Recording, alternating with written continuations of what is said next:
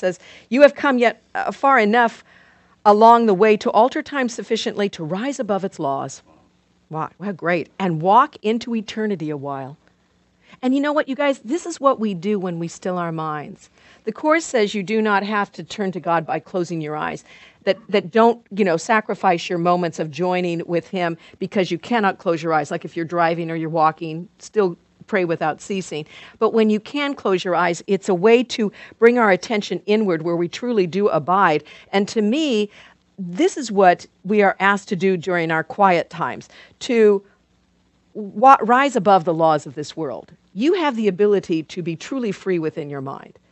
A lot of the people who survived the concentration camps, when asked how they did it, they said, because everything can be taken away from us except our freedom to choose how we will live. You can take everything away, but you cannot take away my mind and what I think in every circumstance and how I choose to live in freedom. You may imprison a body, but you cannot imprison a mind. And so we are asked to realize that your mind is so free and so limitless. And we may feel imprisoned by circumstances or situations, but we are not in our minds. Our minds are limitless. And that, again, the world is nothing more than a thought in the mind of the Son of God. So as you begin to free your mind, what does your world begin to reflect? That freedom as well. So let's work where we can work. Let's work where true freedom really lies, and that's within. So take these moments to bring your attention to the freedom that abides within you. No one and nothing can take that away from you, and that's what this is saying. You just get these moments where you alter time sufficiently to rise above its laws and walk into eternity a while. This you will learn to do increasingly as every lesson, faithfully rehearsed, brings you more swiftly to this holy place and leaves you for a moment to yourself, that capital S self, the true self, the one self that is united with your Creator, at one with all aspects of creation, and limitless in power and in peace. That truth. Yeah, we're going to do the Superman pose. We did that this weekend too. Bud's ready to do it. So, and look at the fourth paragraph. It says, so He's going to help you. He's going to direct your practicing. For what you ask for now, that's what He wants for you. He wants this for you. He wants you to know your limitless Superman power. And having joined your will with His this day, what you are asking for must be given you, because it is His will for you. Nothing is needed but today's idea to light your mind and let it rest in still anticipation and in quiet joy, wherein you quickly leave this world behind.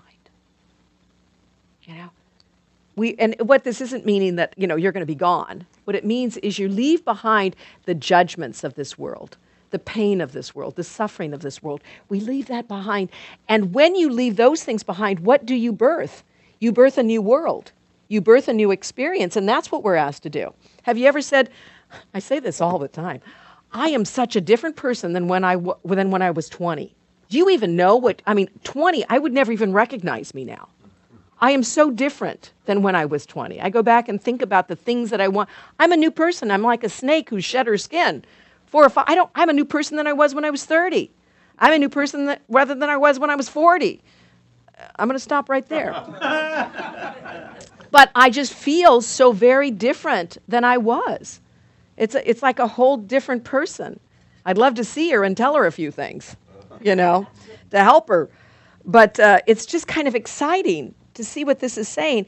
We get these moments to not be limited by the world. And then it goes from this day forth, your ministry, look at this, takes on a genuine devotion, a glow that travels from your fingertips to those you touch and blesses those you look upon.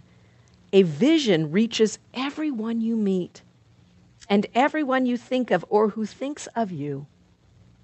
Your experience today will so transform your mind that it becomes the touchstone for the holy thoughts of God.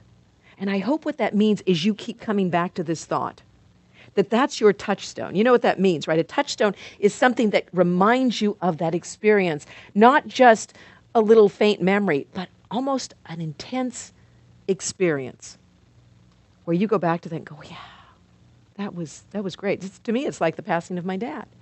The powerful experience. the passing of my grandmother, my experience with her, my mother's passing, because they are such magnificent moments of release and not sorrow, but exciting awarenesses, beyond the limitations of the world. And it says, your body, look at this. I love this line too. Look at this 6th paragraph. Your body will be sanctified today. Its only purpose, it says, being now to bring the vision of what you experience this day to light the world. You have a mighty purpose, and your body is going to be capable to do the purpose that it needs to do until it is no more. It's going to serve its purpose, and it will serve us well.